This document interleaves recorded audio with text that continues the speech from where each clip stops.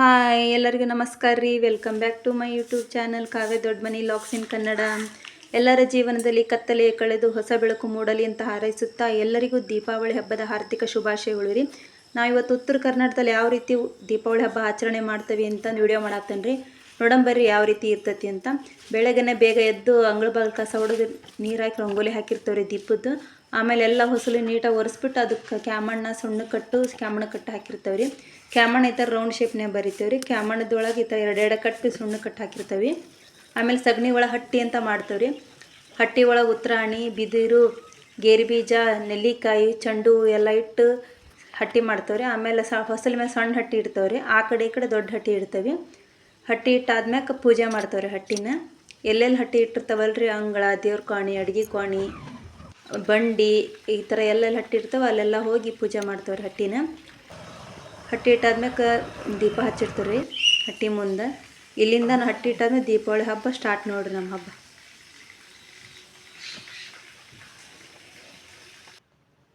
ನೋಡ್ರಿ. ಇವಾಗೆಲ್ಲ ದೇವ್ರ ಪೂಜೆ ಆತ್ರಿ. ದೇವ್ರ ಪೂಜೆನ ಆಗೈತೆ, ಅಡಿಗೆನ ಆಗೈತೆ ರೀ ಎಲ್ಲ. ಇವೆರಡು ಹಿರಿಯರು ಕೊಡ ನಮ್ಮ ಮನ್ಯಾಗಿರೋರು. ಈ ದೀಪಾವಳಿ ಹಬ್ಬ ಮಾತ್ರ ಹಿರಿಯರ ಹಬ್ಬ ಮಾಡ್ತೇವೆ ರೀ ನಾವು. ದಸರಾ ಒಂದು, ದೀಪಾವಳಿ ಒಂದು ಜೋರು ಹಾಕವಿ ರೀ. ದೀಪಾವಳಿ ಮಾತ್ರ ನಾವು ಹಿರಿಯರ ಹಬ್ಬ ಮಾಡೋದ್ರಿ. ಇವೆರಡು ಹಿರಿಯರು ಕೊಡ. ಅವ್ರಿಗೆ ಹೊಸ ಬಟ್ಟೆ ತಂದಿರ್ತೇವೆ. ಮನ್ಯಾಗಿರೋದು ಬೆಳ್ಳಿ ಬಂಗಾರ ಹಾಕಿ ಪೂಜೆ ಮಾಡಿರ್ತೇವೆ ರೀ. ಪೂಜೆ ಎಲ್ಲ ಮಾಡಿ ಆರತಿ ಕರ್ಪೂರ ಎಲ್ಲ ಮಾಡ್ತೇವೆ ರೀ. ಲಾಸ್ಟಿಗೆ ಧೂಪ ಹಾಕೋದ್ರಿ, ಲೋಬಾನ ಹಾಕ್ತೇವೆ ರೀ ಲಾಸ್ಟಿಗೆ. ಈ ಥರ ಲೋಬಾನ ಹಾಕಿ ಆದ್ಮ್ಯಾಕೆ ಅವ್ರು ಏನೇನು ಇಷ್ಟ ಮಾಡಿರ್ತಾರೆ ಅವನ್ನೆಲ್ಲ ಅವ್ರು ಕೊಡೋ ಮುಂದೆ ಇಟ್ಟಿರ್ತೇವೆ ರೀ. ಅವ್ರೇನೇ ಇಷ್ಟ ಮಾಡಿದ್ರು ಊಟದ್ದೆಲ್ಲ, ಅವ್ರ ಅಡುಗೆ ಊಟ ಮಾಡೋದೆಲ್ಲ ಅದನ್ನೆಲ್ಲ ಅಡುಗೆ ಮಾಡಿ ಇಟ್ಟಿರ್ತೇವೆ ರೀ ಇಲ್ಲಿ ಕೊಡೋದು ಮುಂದೆ.